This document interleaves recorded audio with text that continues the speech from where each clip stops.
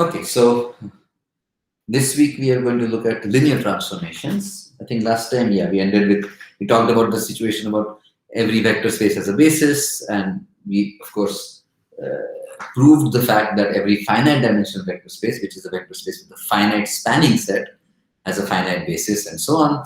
Applied it to finite fields and completed that old proof that every finite field is size p power d. Okay, so one last result about finite dimensional vector spaces, and then we will get to linear transformations. Okay, so this last result is about, remember I told you about the, this is what I call the gcd-lcm theorem. And so given two vector spaces, so reminder, so given, let's say W1 and W2, which are finite dimensional,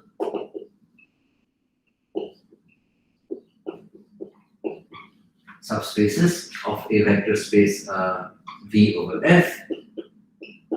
Right? You can talk about the sort of the biggest subspace contained in them.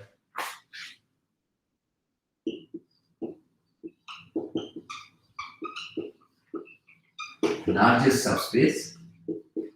Actually, I don't even need the finite dimensional here. I will need it later. Contained in each of them. And the Minkowski sum, as I called it, is the smallest subspace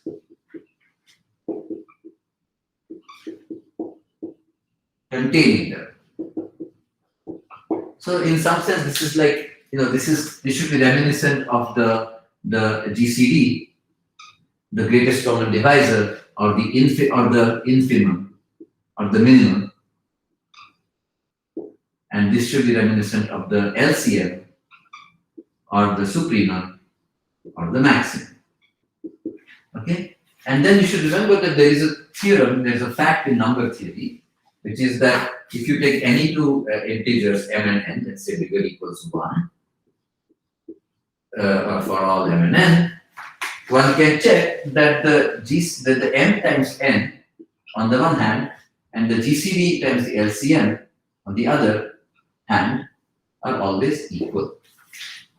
So this is what is going to be the analog of this in linear algebra is what as I said, I'm calling the GCD-LCM theorem.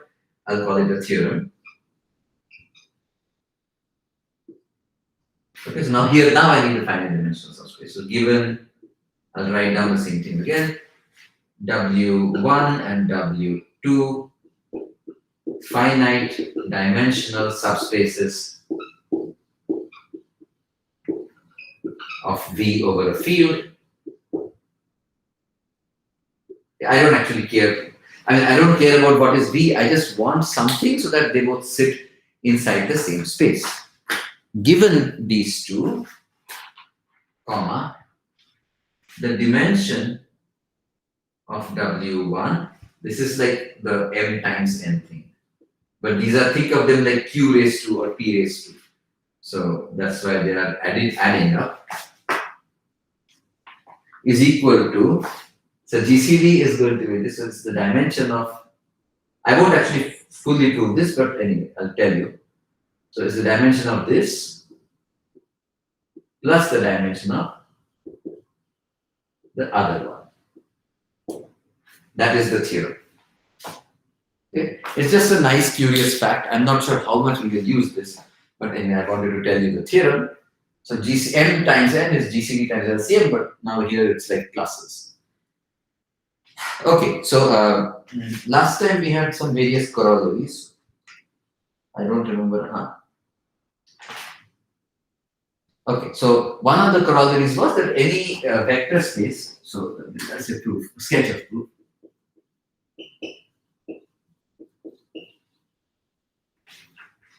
So from last time, actually, first let's write down, start with the basis. So let's start with the, so which is the smallest subspace among them? It is this one.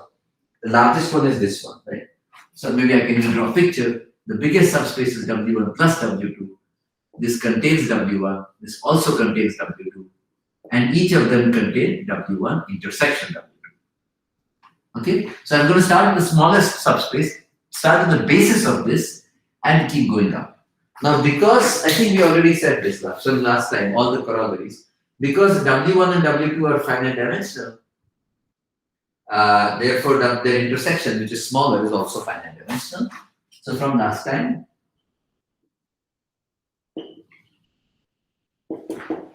W1 intersect W2 is finite dimensional since W1 is, let's say. Okay? Let's say, so take a basis, fix a basis. I need to give this a name. I'm calling it W1, W2, WK.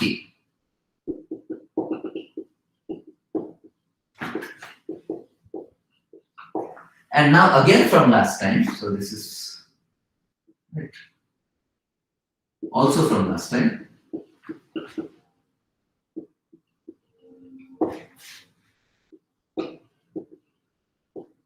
We had the following result. We said that if you are given a basis of a subspace, then that basis can be extended to the basis of the whole space, as long as, let's say, everything is finite dimensional. So here is a basis of a smaller space. I want to extend it to a basis of W1 and separately to a basis of W2. Okay. So let's see. So so the theorem from previous time, from the axiom of choice and so on. So again, from last time, extend to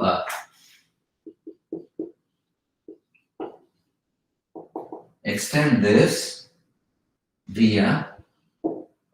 basis via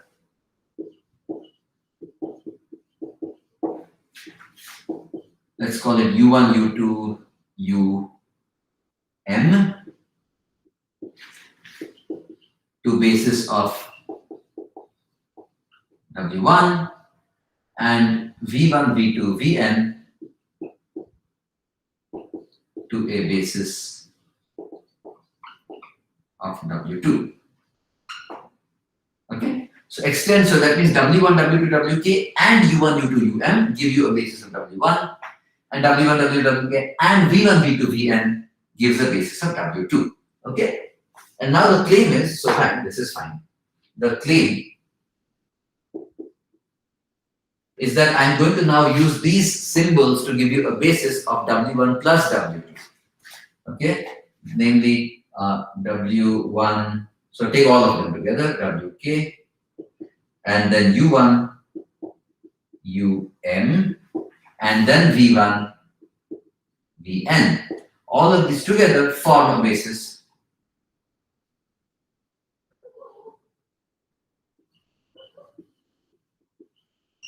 of W1 plus W2, of the biggest vector space here.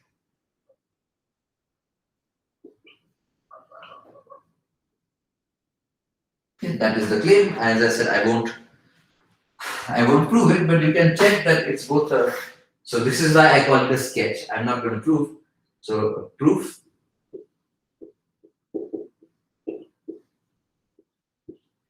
Check. Okay. Clearly, okay. Maybe I'll do the following. So the first claim is that, so how do you check something is a basis? It has to be a spanning set and linearly independent. Now I claim that the spanning set is trivial. This is clearly a spanning set. I won't write this down. Okay, this clearly spans W1 plus W2. Why does it span W1 plus W2? Because every vector in this space is something in this space plus something in this space. Well, the part in W1 is a linear combination of these guys, and the part in W2 is a linear combination of these and these guys. So overall, it's a linear combination of all of them. And that's what it means to be spanned. This clearly spans W1 plus W2. The question is, why is it linearly independent? And that is where we have to sort of, that's what I won't actually write down. It's a slightly more tedious calculation because of this intensive notation. So check for yourself that it is linearly independent.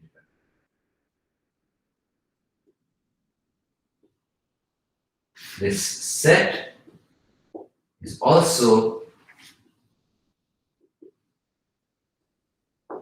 linearly independent. Therefore, it's a basis. But now if it's a basis, then what can you do? Well, then you can write down the dimension. So let's write this down. So now let's literally write down the dimensions of both sides. Okay, so I busy this here. Wait. So now the LHS is how much is the dimension of W1. So the dimension of W1 is these guys, the size of the basis, which is this plus this, so K plus M, plus the dimension of W2, which is similarly K plus N. And that's twice K plus M plus N.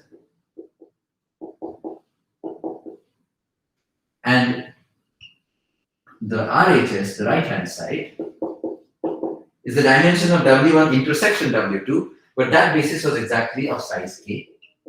Plus, now by the claim, the basis of this is K plus M plus N. And that is once again exactly twice K plus N plus N.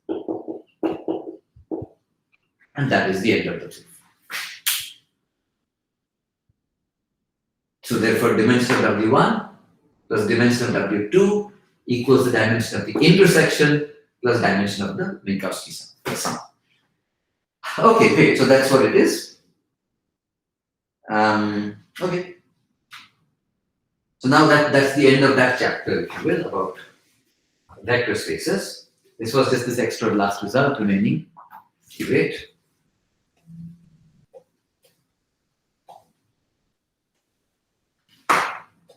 Okay, so now let's start a new chapter. So I will use a new pen on linear transformations. Okay, so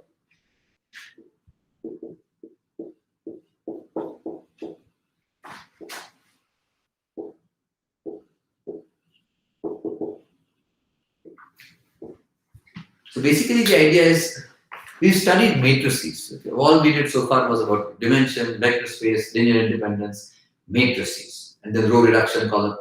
So sorry, I should say we started by looking at matrices primarily as arrays of numbers and used them to solve systems of equations. Then we switched to completely abstract vector spaces. So now linear transformations are indeed some maps between vector spaces. And what we are going to do is we are going to bring together everything so far by saying that these guys are essentially the same thing as matrices. There is no difference. There's, in fact, matrices are linear transformations plus some extra data. So for concreteness. So that's what we are going to prove. Okay. Great. So now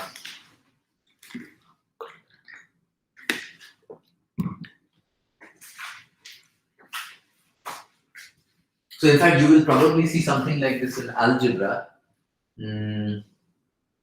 Maybe I will do a little bit of that in some later weeks in this course. But about one looks to sort of preserve one looks to not just study some structures like vector spaces or fields, but also maps between these structures which preserve the structure.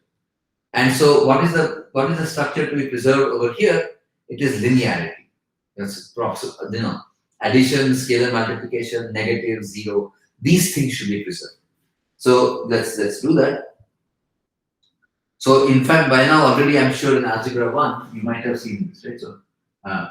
So we study structures, we study sets with structures, let's say.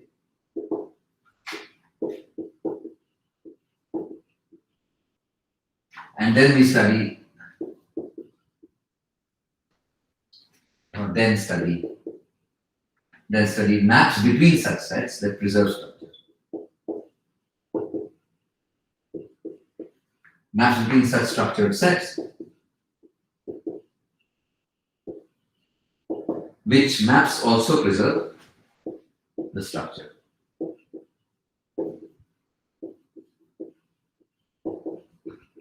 So for example, in algebra 1, you might be currently seeing group homomorphisms. So you have a map, so G and H are groups. And then you don't just look at a map of, these are both sets. And then you look at a function from G to H, but you don't just look at an arbitrary set function, you look at an additive function or a multiplicative function. So you want to look at f from G to H such that f respects multiplication. If I take f of g1, if I take f of g times g prime, then this should be equal to f of g times f of g prime. So this multiplication is in G, this multiplication is in H. Okay, so these guys. So what we are looking at is exactly morphisms or homomorphisms. These are called group homomorphisms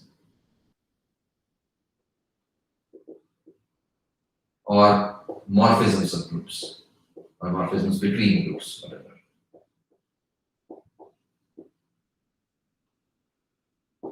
Okay. Similarly, what we want to do now is look at morphisms between vector spaces.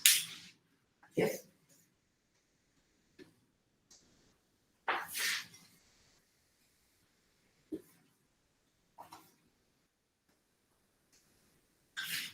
Well, so what are the operations? What is the structure in the vector space that we are preserving? One is that the vector space itself is a group under addition, a commutative group. That means it is addition, it has a zero element, addition is commutative, addition is associative, then a zero element, and then there's a negative. So we want that, and we also want that the scalar multiplication should be respected. So let us literally write that down. So given a field, yeah, so let's just write down the definition then. Given V and W vector spaces over a field, a linear map, sometimes people say F linear,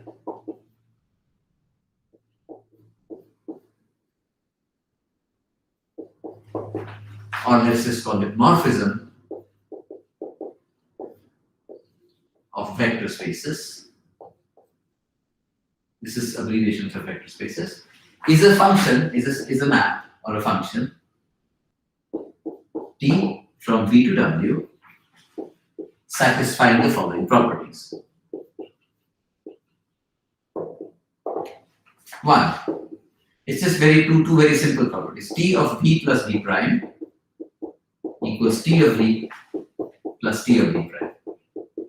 This is exactly the same as this, except here we wrote down the operation as times, and here we are writing down the operation as plus.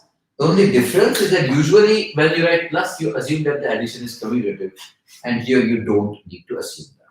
But anyway, that's just a matter of which symbol you use. This is true, and the second is T of a constant scalar multiple times V, the scalar multiple comes out. And so this should be true for all V and V prime in the vector space and C a scalar. I think that's it. Yep. Okay. And then we say that T is that's the first definition. The second definition is that it's an isomorphism if it's a bijection. Let's call this maybe A and B. This is definition 1. Definition 2, T is an isomorphism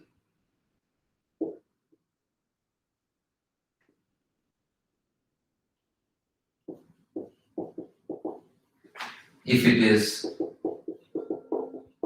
moreover a bijection. And by the word moreover, I mean in addition to these properties, in addition to that, it is moreover a bijection of sets. And so this is still a map between sets. Vector spaces are sets that satisfy extra structure. So while T is a isomorphism, it is moreover a bijection. Okay, so examples. So we have defined a linear map, we have defined isomorphism. Let's look at some examples. Maybe first I should take the opportunity to make a that would be great. So examples.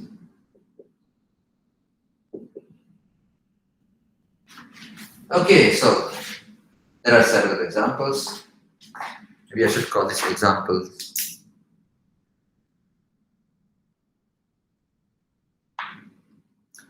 The most fundamental linear transformation from any vector space, let's call this example 0. T of V is identically equal to the 0 vector in W. This is a linear transformation because does it satisfy this property? Yes. T of anything is zeros. Is 0 equal to 0 plus 0? Yes. Is 0 equal to C times 0? Yes. That's the 0 map. This is called the 0 map. Yeah, but it's obviously linear transformation. That's an example. Okay, next is, I guess, the standard basis example. Okay, so maybe I'll put it over here. The next example is between two finite dimensional vector spaces. I will also give you examples between infinite dimensional vector spaces, but for now, let me tell you between finite dimensional. And the idea is very simple. I told you, right, that eventually we are going to see that linear transformations are matrices, or matrices are linear transformations. Well, let's start seeing that now. Then I have space here. So one, V is F to the N, W is F to the M, and let's fix a matrix A, which is M by N. And now define the linear transform. So T stands for linear transformation, linear map or linear transformation.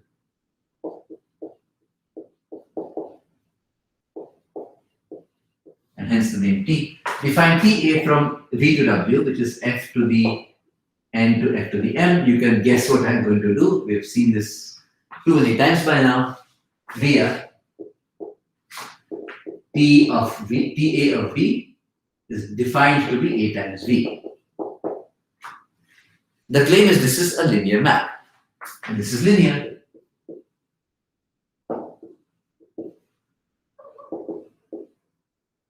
So you know, A times V plus V prime. Well, that's the distributive law of matrix multiplication. That's correct. And A times C V. Well, again, you can check that this is like A times C times identity, and then that's C times AV, and so on. I should probably write down a lemma here. I won't prove it.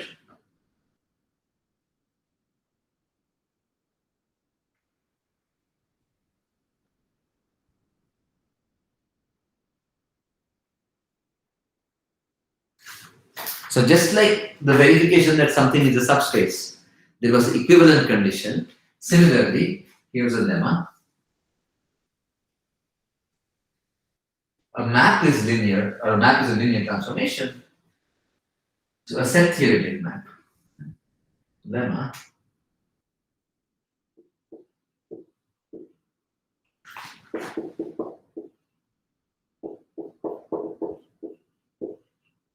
So okay, over here I'm assuming that D and W are vector spaces, T is a map between them, is a linear transformation.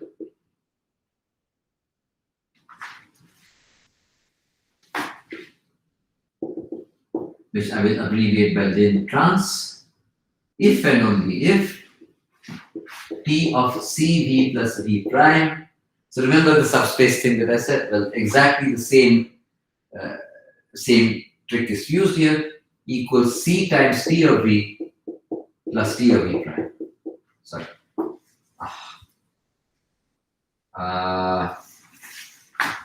Let's say this. If and only if T of CV plus V prime equals C times T of V plus T of V prime. And now we put in those disclaimers for all V and V prime in the vector space and C in the sphere. Okay, great. So that is what it is.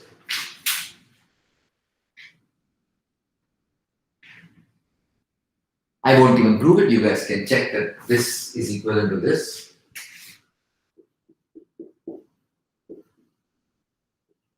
Check for yourself.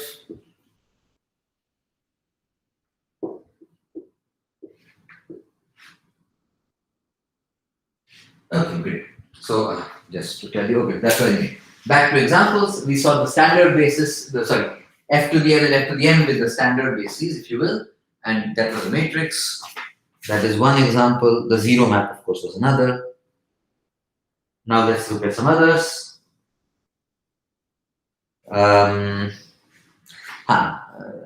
So usual. Okay, now I told you this was a map between finite dimensional spaces.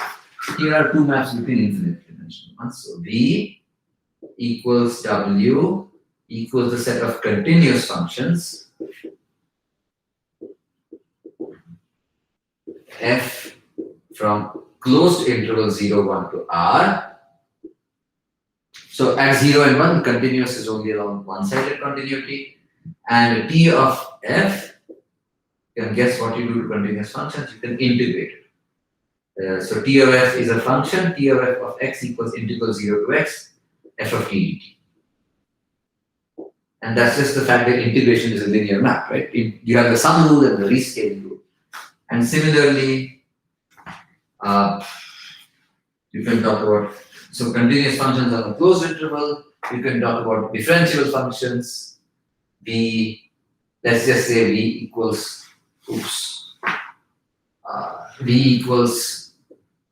differentiable functions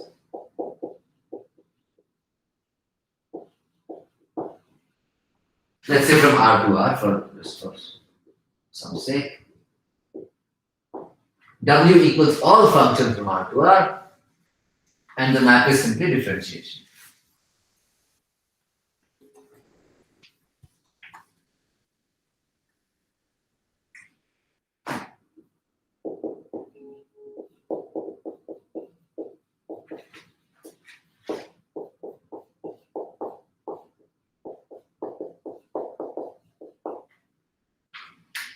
Alright, here maybe I don't even need to.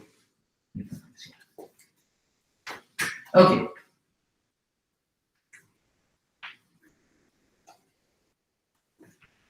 So these are some examples. Here's a homework for you. Okay, so we've talked about linear transformations and what some properties that they satisfy. We've seen some examples. Here are some more properties, just like homework 1 and very, very basic stuff. Say, oh, sorry, I need to give you a definition, which I haven't yet. I don't know how I haven't. That is very strange. That is incredibly strange.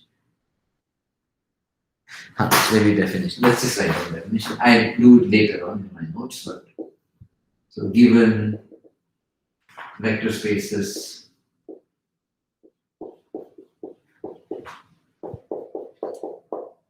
define. This is just standard. I'm just going to collect together the set of all linear maps and call it lin VW, or some people call it lin FVW. Others call it HOM because it's the space of morphisms. Others call it MOR. And this is the collection of T from V to W linear.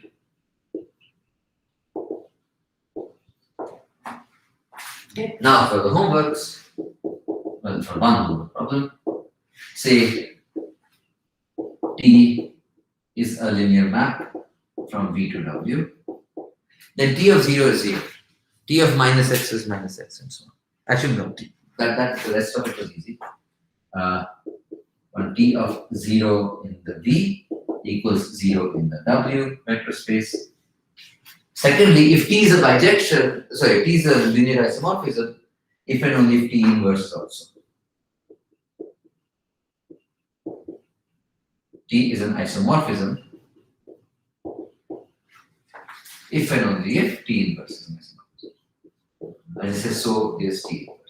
So the point is, when T is an isomorphism, it is a bijection. So T inverse is a map of sets, and that is already well defined because this is a bijection. The claim is it is not just a bijection, it is an isomorphism. It is also a linear map. That's the claim you have to prove. I mean, so frankly speaking, you don't need to do this implication because that's the exact same thing. Right? This is T inverse inverse. So if this way works, then this way also works. This is more than enough. Okay, fine. Oh, wow. Took some time. Okay, so one more definition now. So two vector spaces are isomorphic if and only if there is some isomorphism between them. Maybe I should have said that in the beginning. So two F vector spaces, V and W,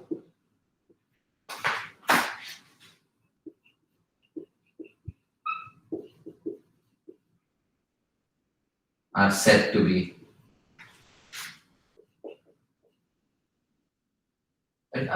isomorphic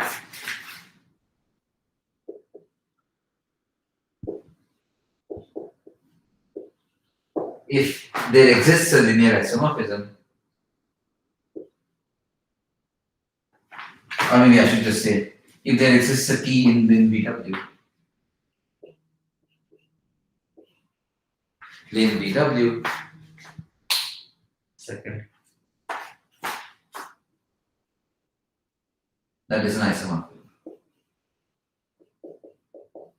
or that is a bijection, either way.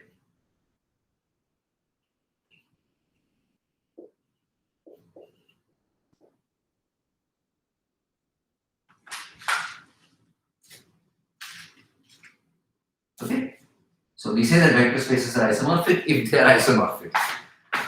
Not very subtle, this definition. Okay, so another homework then. Oh, I didn't say that here. Fine, anyway, I'll just mention the homework later, it doesn't matter. So I should have said the homework here instead of the definition, but fine. So the homework doesn't use this definition.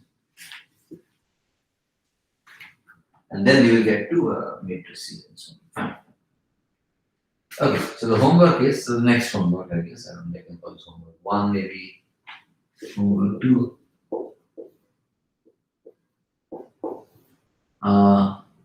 It's not about this thing, it's about this thing. Prove that, so if V and W are vector spaces, prove that this is also a vector space.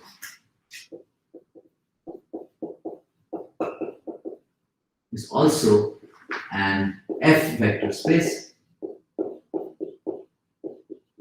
under what operations? T plus T prime. If T and T prime are two linear maps here, then you define their sum to be a linear map. But how do you evaluate a linear map on V? It is literally defined to be T of V plus T prime of V. Okay? And similarly, a scalar multiple times T evaluated at V is defined exactly the same as you would expect, scalar multiple times T of V. And you can check, you should check that this gives you a vector space. Check that addition and so on, commutative and whatever. 1 times T is T. Oh, and obviously the zero map is precisely the map that we already saw, the example 0 that I used. This is the map that sends everything to 0. Okay, now let's come to some lemmas about the set of linear transformations and isomorphism and so on. Okay. Okay. So I'm going to give you, so given any linear transformation, one actually, so that means it is between two different vector spaces. Well, I'm going to give you two more vector spaces. One is contained in V, one is contained in W, that are naturally associated to a linear transformation between V and W. Okay, so maybe definition. Given V and W over the field and T in lin VW, define the kernel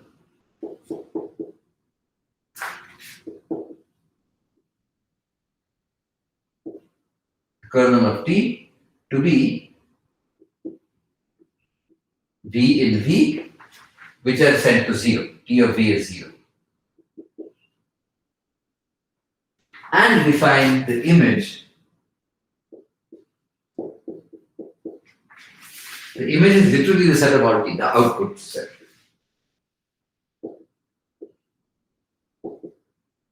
So it is literally TV such that V in V.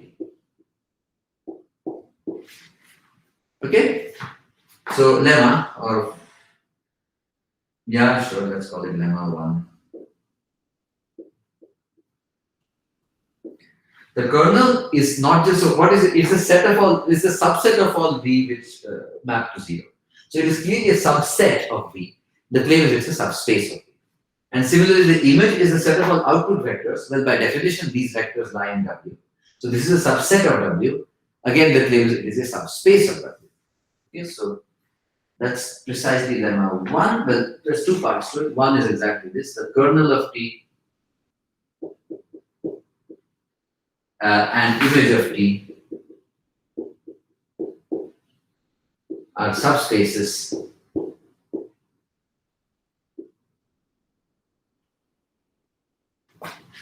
of V and W respectively.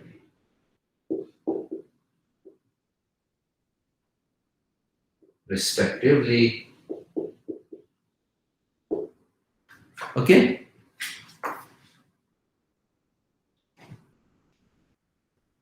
Great. And so this one. Okay, fine. Yeah. And then let's see. So let's just check this one. Yeah, okay, that's it. Okay, the second part is that the kernel is 0. When is the kernel 0?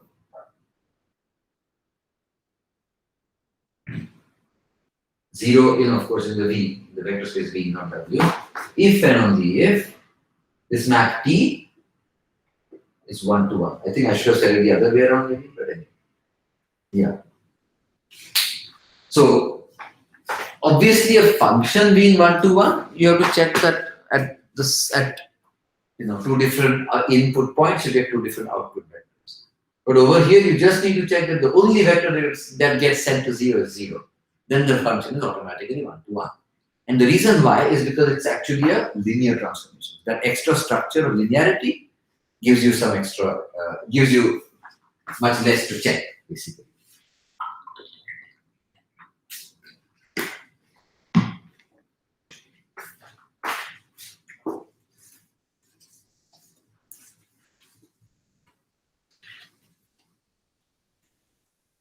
Okay, proof. The proof is not very hard.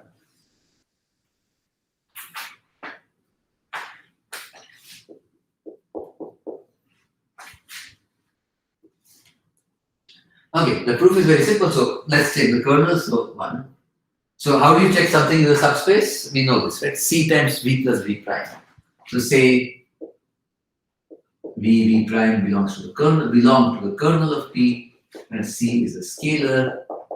I want to check that C times V plus V prime belongs to the kernel. What is the definition of the kernel? It means that that must be sent by T to 0. Let us check this. How do you do this? Well, because the thing is linear, T is additive. So T times CV plus T times V prime. But now this is again linear, so this is C times TV plus T times V prime. But now, because V and V prime are in the kernel, both of these are 0. And now anything plus 0 is 0, anything plus 0 is 0, and we are not. And similarly, also the image. Now say V and, let's not say V. These are going to be vectors in, I want to talk about image of T, which is the subspace of W. Let us say W and W prime are in the image of T, and C is a scalar. I again want to say that C times W plus W prime is in the image of T. But first of all, because they are in the image, there exist vectors V and V prime in V such that TV equals W and TV prime equals W prime. Now I look at CW plus W prime.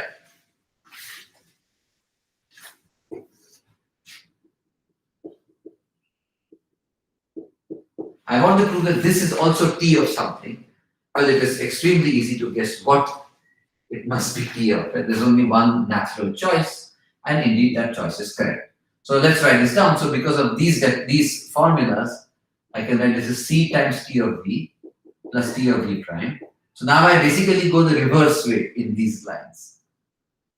But C times T of V is T of C times V by linearity.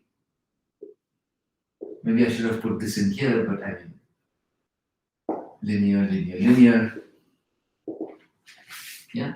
At some point, as you can see, you stop giving these basic definitions and just focus on the proofs. Plus T of V prime. And again, now T is additive because it's linear, so this is T of C times V plus V prime. But what did we prove? We therefore have proved that this vector C times W plus W prime is T of something. T of something means it belongs to the image. So we started with two vectors W and W prime in the image, which is a subset of W, and we proved that C times W plus W prime also belongs to that same subset. Therefore, that subset is also a subspace. And the same thing in the kernel set. So therefore, by one is proved by formal results or something. By results in class.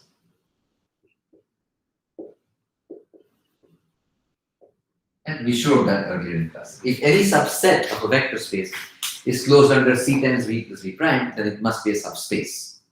And so that is what we do. Part 2. Part 2 is what kernel is 0 if and only if T is 1 to 1. Okay. So let's see. Kernel 0 is fine. So kernel 0 if and if T is 1 to 1. Where am I here?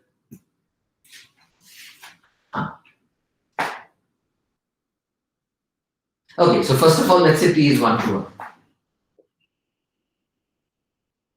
So if T is 1 to 1 and V is not equal to the 0 vector in V, then T of V, because it's 1 to 1, is not equal to T of 0. And I already gave you a homework, I erased the homework. T of 0 is 0. That means that for no other vector, for every non-zero vector, T of V is not 0. Well, the kernel is precisely the set of vectors which go to 0. So the only one therefore is the 0 vector.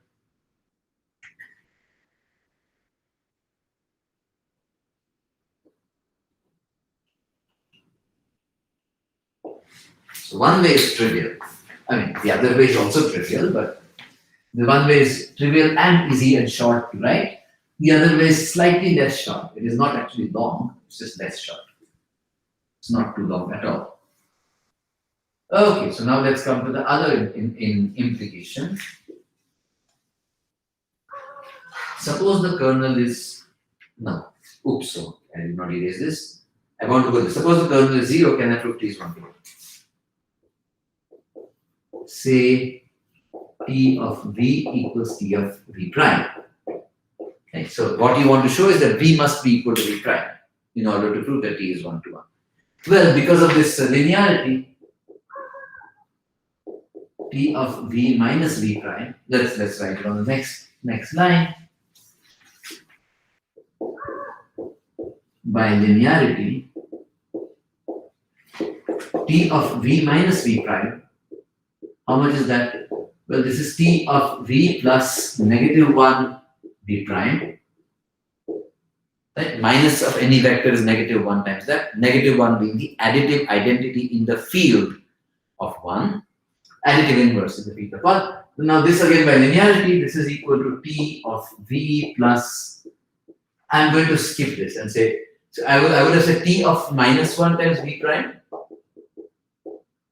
But then that is exactly the same as the scalar coming outside. So I'll just say -1 times T of V prime. Okay, but that is exactly again -1 times anything is a negative, so T of V minus T of V prime. And these two are supposed to be equal. Therefore, this is 0. It's the 0 vector in term. So T of V minus V prime is 0, which means V minus V prime is in the kernel. But what do we know? I'm given now. Now I'm proving the forward implication. So I'm given that the kernel is 0. Maybe I should have said 0 like this. And it doesn't matter. That means that v minus v prime is equal to 0, which means v is equal to v prime.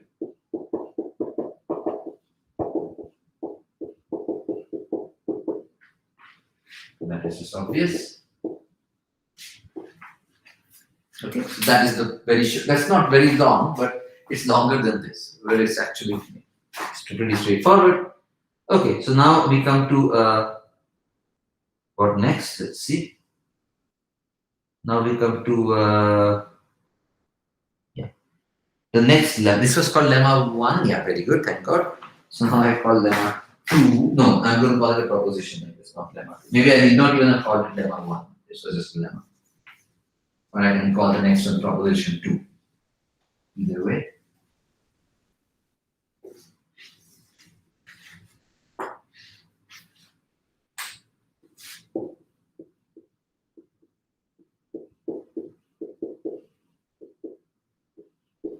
I'll just put the number 2 if you want.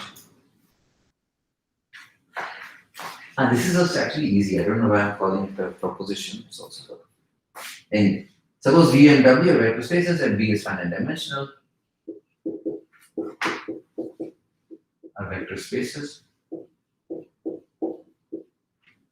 And V is finite dimensional.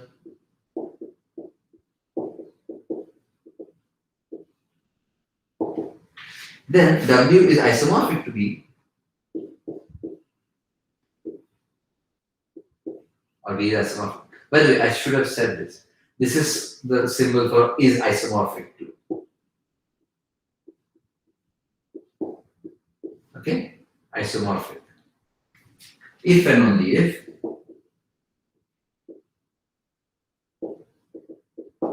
W is also finite dimensional and the dimensions are equal.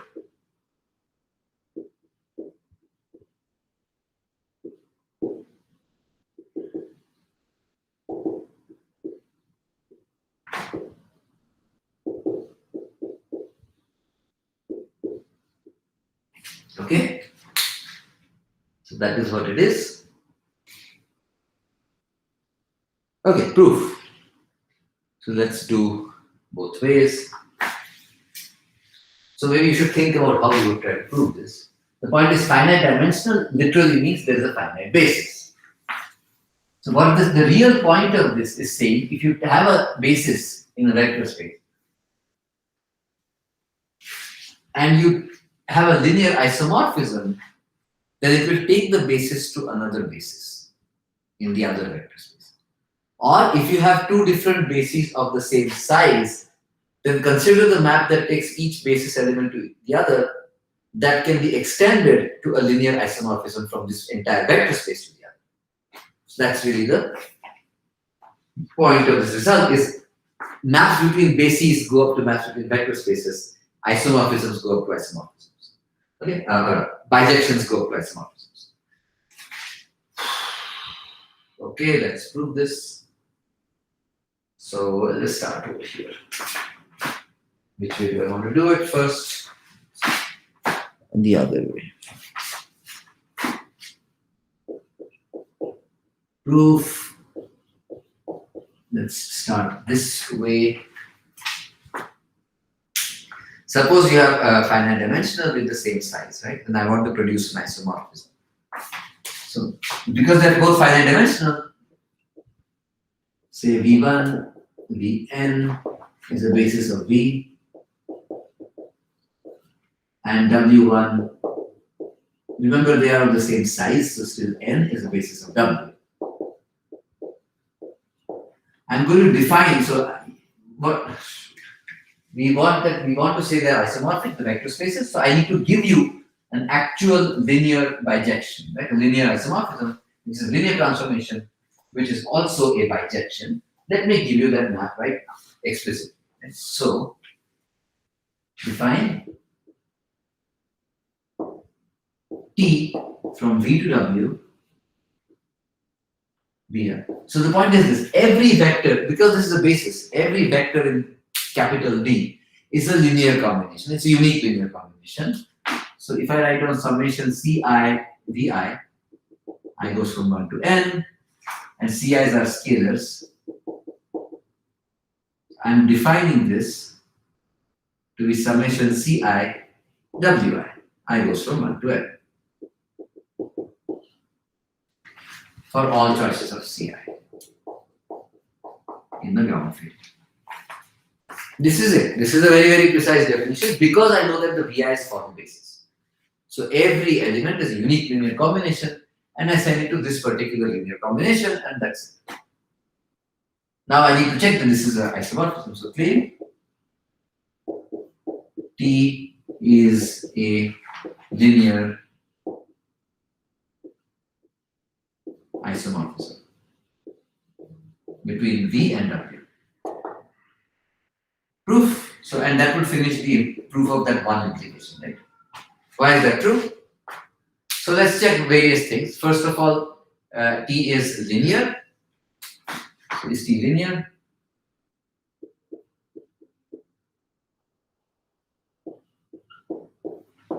You have to check, right? So let's say T of summation Ci Vi, this is like my vector V, plus C times summation Di Vi, let's say. This is my vector V prime. So CV plus V prime. C times this plus this. To check if linear, remember, I just have to check T of CV plus V prime is C times TV plus TV prime. Well, first of all, because all of this is inside the brackets, I can just combine this completely. T of C, Ci plus Di, Di. I goes from 1 to n. Because that's just standard rearrangements of sums, right? Or finite sums. And now because this is T is linear, you can check by induction or whatever that this is literally I goes from 1 to n. T of C, CCI plus Di. The scalars also come out. T of Vi. Okay? Great. And now I rearrange sums of vectors, finite sums. This is equal to C times summation Ci T of Vi plus summation Di T of Vi. I in both summations goes from 1 to n. But now what is this? It is exactly equal to C times T of summation Ci.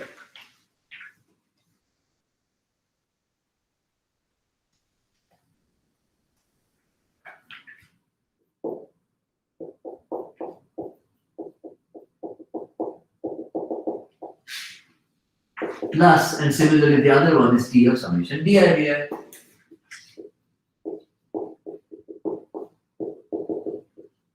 And that is exactly what we wanted to prove. T of C times V plus V prime is C times T of V plus T of V prime.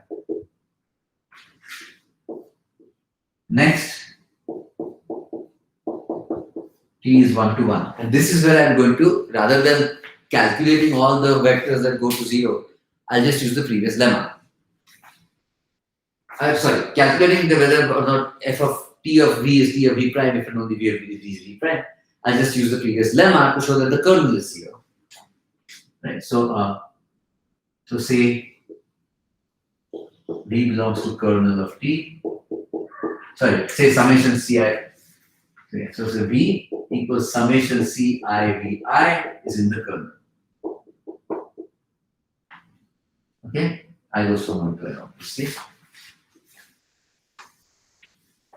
Then what do we know? That means that well, what do we know? We know that T of that is 0.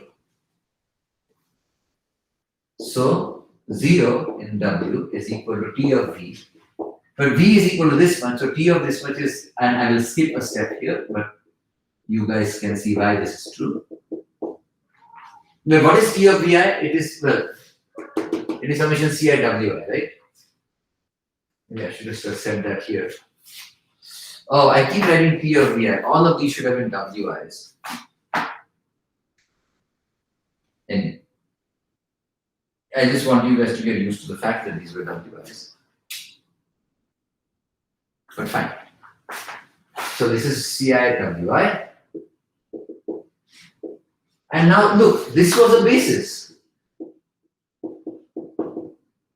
The W has found the basis. So how can a linear combination be 0? The only way it can be 0 is if all the CI's are 0.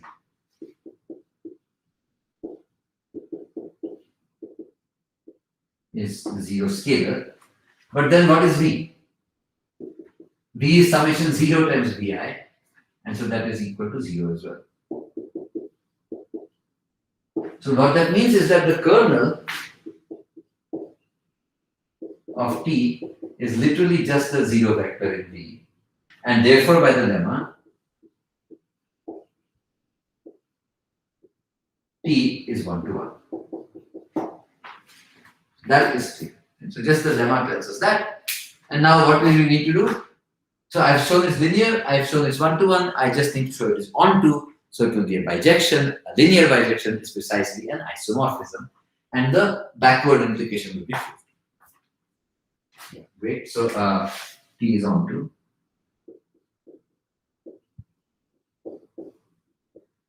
Well, take any vector. So every W in the output space can be written as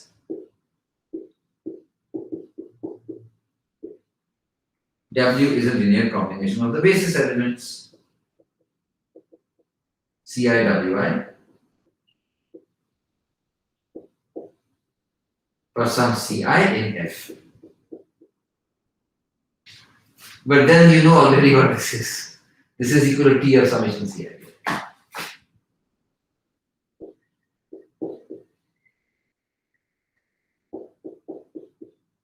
W equals T of summation Ci Vi.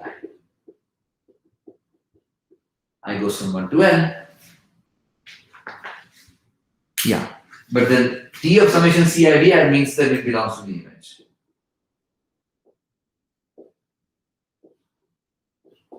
W belongs to the image of T, and therefore T is onto. Okay, so that's the proof of the backward implication. Took a little bit of time to write, but fine. I should have still kept this basis of V, probably.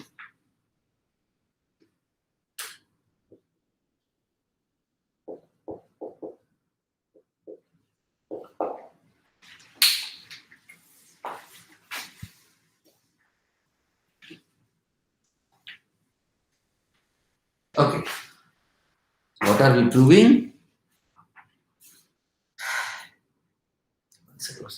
Okay, great. Okay, so we proved the backward.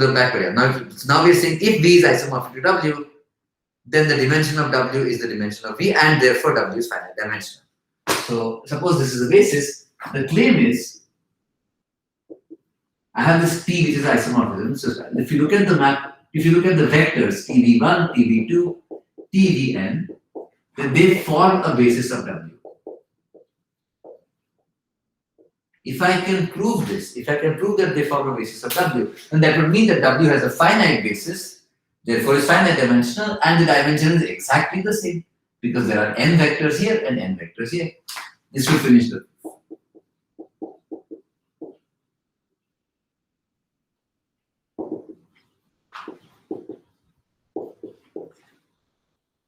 proof of the theorem.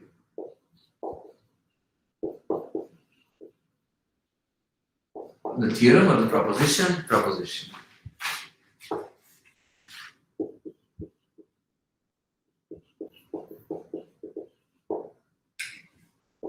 Okay, so now why is this true? So it just needs to prove, we just need to prove the claim and we will be done with the proposition, right? So let's see why.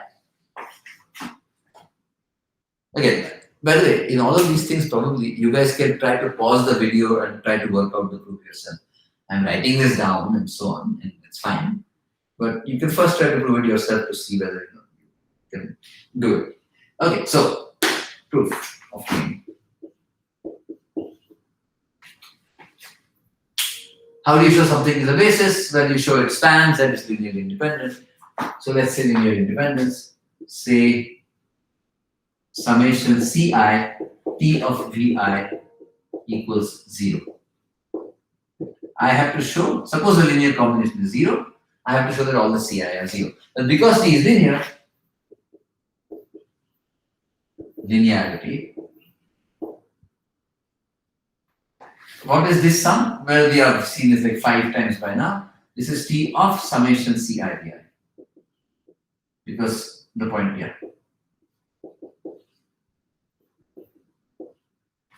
But that means that this vector is in the kernel. Now, because T is on the one hand it is 0, but this is T of 0.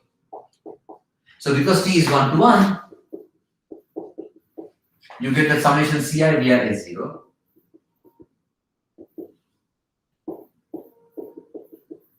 Right? Why is this so? T of this vector equals T of this vector.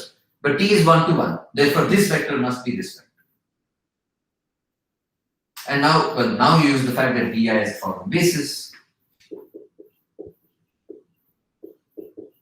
The V is formal basis. Therefore, the Ci's must. How is a linear combination of the bases equal to 0? All Ci's are 0.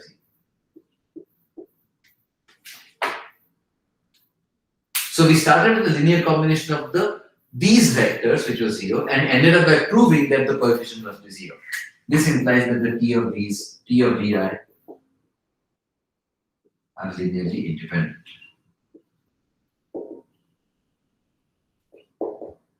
Now, how do you show they are a spanning set? Well, that is something very, very simple. Secondly, spanning set, so I say given a vector W, how do I show that W is a linear combination of these guys?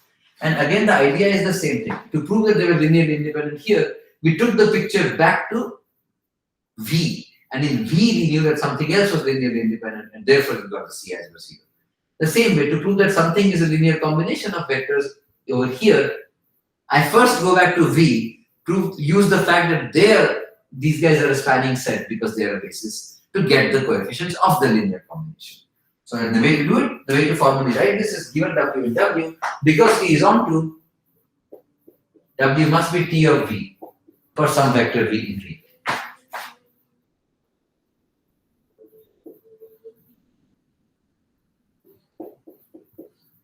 Because T is onto. But now V, because these VI's are a basis, you can write V as a linear combination, right? V equals summation Ci Vi. I goes from 1 to n. Then W equals T of V equals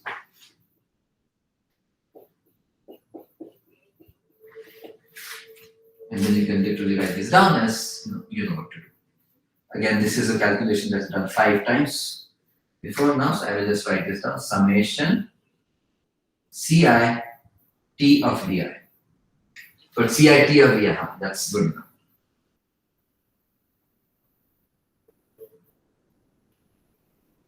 And therefore it is onto.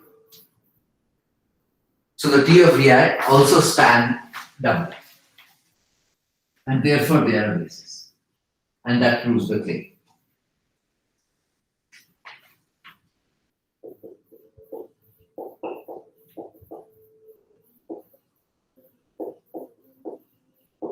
They are linearly independent and they also span. And that is why the proof is complete. Okay, perfect. So that is the proof of the proposition done.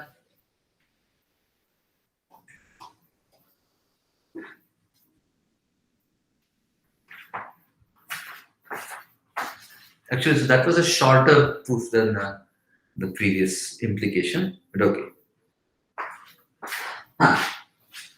Okay, so now we come to the next level. So now finally, we've talked about vector spaces, we've talked about linear transformations, and as I said at the beginning of the class, we had earlier talked about matrices, and now finally we start to bring them all together. And the way to bring them all together is the notion of an ordered basis. So it's the same thing as a basis, but except you don't just keep it as a set where you can mix them together. You number them. There's a first element, then a second element, then a third element, and so on. That's why it is ordered. Okay, so definition, I think. Yeah, so it's just I'm writing exactly the same thing down. Here is how one way that one writes these down formally. An ordered basis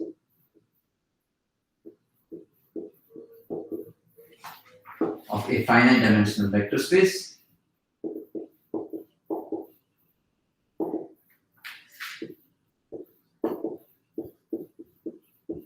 let's say V over a field F is a sequence of vectors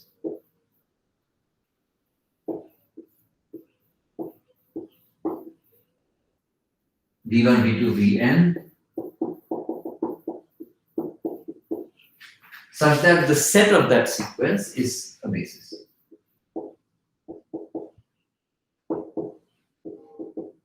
And usually we put this in parentheses, like an ordered pair or an ordered triple or an ordered tuple, n tuple. But when we have the unordered one, this is a basis.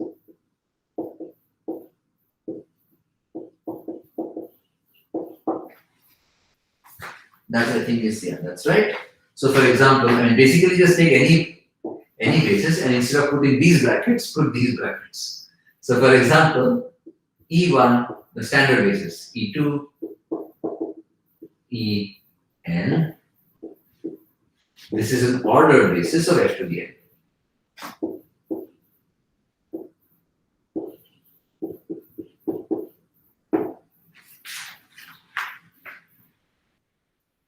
Great.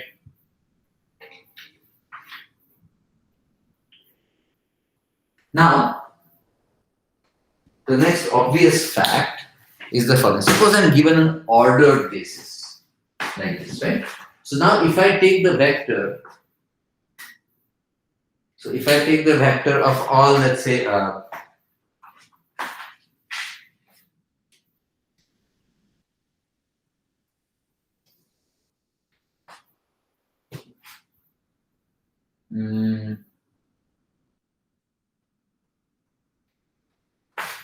okay, so let's say if I take, let's just take R2. This is E1 or I, E1, and this is E2.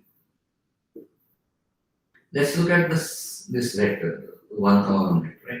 So why is this called 1, 1? It's called 1, 1 because this vector is really E1 plus E2. And so it is 1 times E1 plus 1 times E2, and those coefficients are what we collect over here. Right? So an ordered basis gives me always an ordered tuple. The first coordinate here is the coefficient of E1. The second coordinate is the coefficient of E2. Okay, so I'm just going to say that sort of. So an ordered basis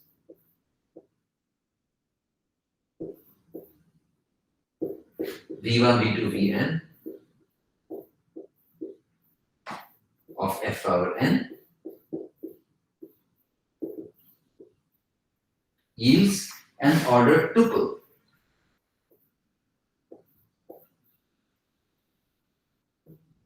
N tuple. 1 second.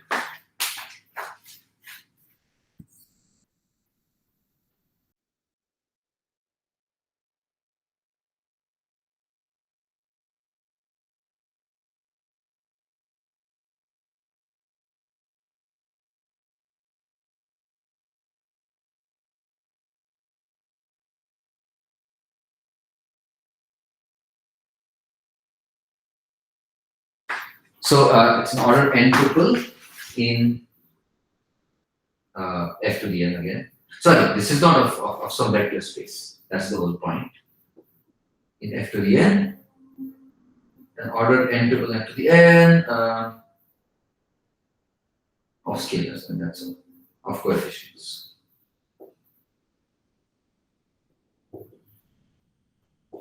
From where do we get these coefficients? We get them from writing down a given fixed vector for each vector v.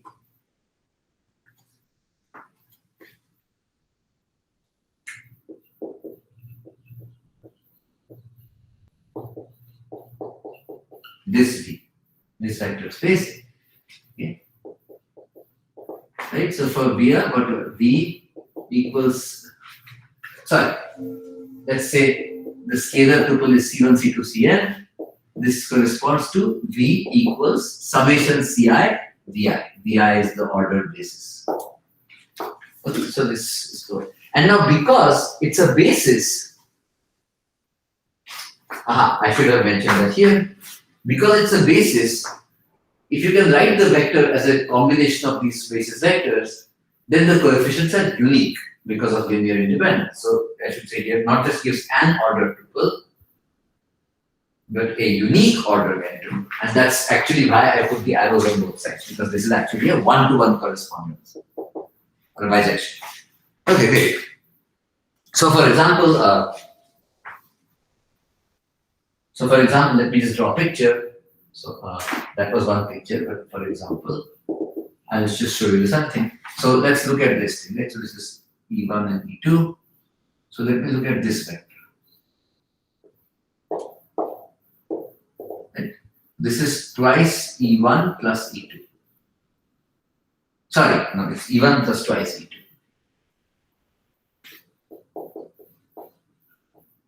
Okay, so let's give this vector name V. This is V equals that. So V corresponds to what? So if the basis is E1 and E2, then you would get E1 plus twice E2. On the other hand, if I took my ordered basis to first be E2 and then the E1, then I would get 2, 1. So the tuple of coefficients depend on the order in which you choose the basis elements. That is clear. It is whatever this times this plus this times this. The summation Ci Vi. If you permute the Vi's, you must permute the Ci's as well, in the exact same way. Okay. So that's all I meant to say about this.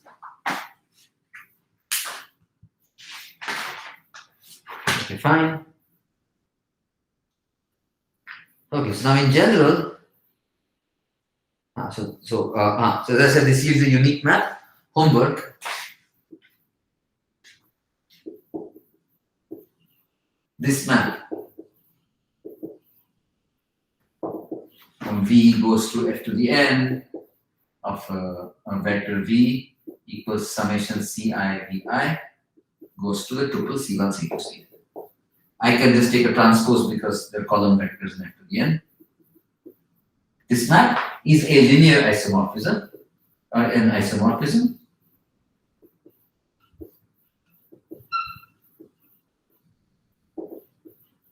That's a homework. And it's clear that this dependence being 1-to-1 is not just 1-to-1, it is also linear. If I take V plus V prime and summation Ci Vi plus summation Di Vi, I would get summation Ci plus Di times Vi corresponds to Ci plus Di. So it's all very standard. Nothing here that's non-trivial, but yeah. This is a linear isomorphism of vector spaces.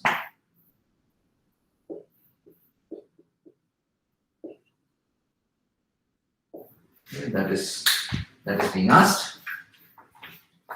Next.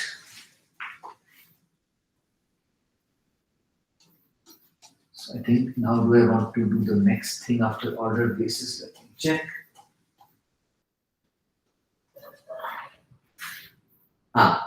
Now we do what it means. What does ordered basis mean? Ordered basis means now this, okay, I'm going to basically do this thing. I'm going to give this a name. We now give this a name.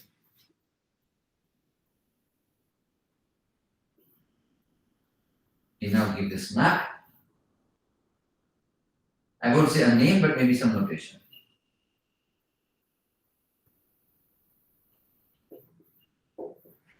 So let me write down. So for an ordered basis now, I will write down a name, like a symbol for the ordered basis. So definition, this is this notation or definition. Given an ordered basis. So I said V1, V2, Vn.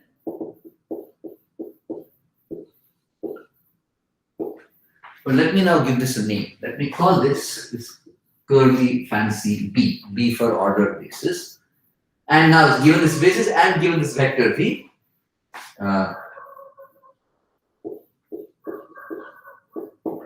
define, and this is the notation I'm going to use, square bracket B, V in B to be equal to C1, C2, Cn, this vector. If, of course, obviously, if B equals summation Ci Bi in the order basis.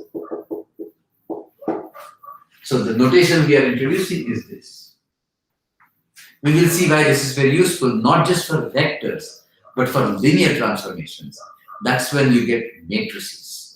Okay, so with respect to these order bases. So we will see that. I should have said this belongs to F to the N, but you already know that from here. I'm just giving this very map a name. That's all. This map name is square brackets with B. Okay, so now, so here is the main theorem. Yeah, that's right. So here is exactly the main theorem, which was, I just told you what the theorem said about not just vectors but matrices. Okay, so suppose V and W over F are finite dimensional.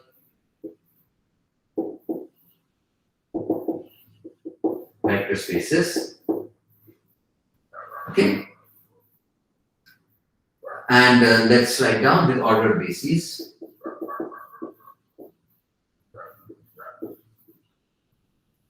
So let's call it B is V1, V2, Vn. And B prime for the W vector space, W1, W2, Wn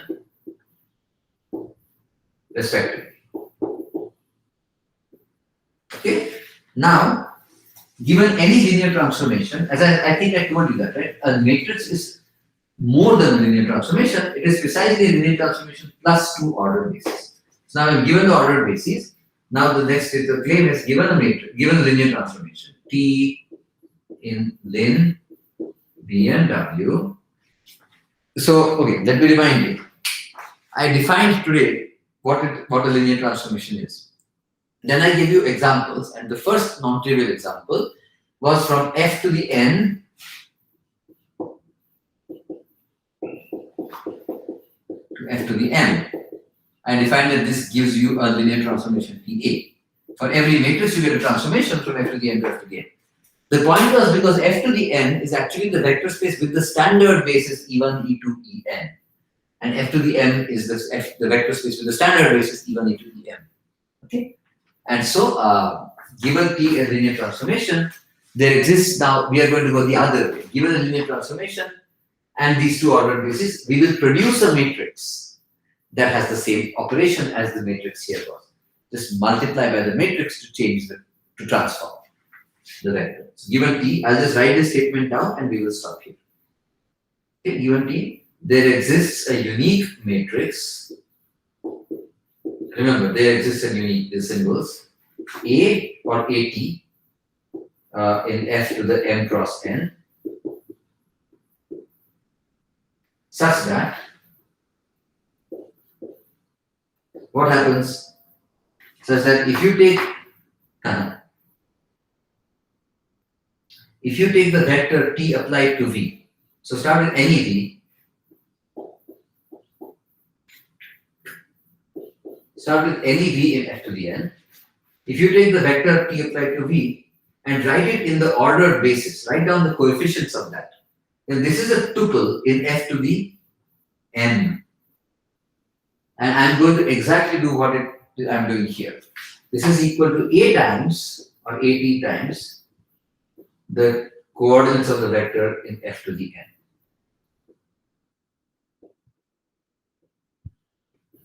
This is M cross N, multiply by something N.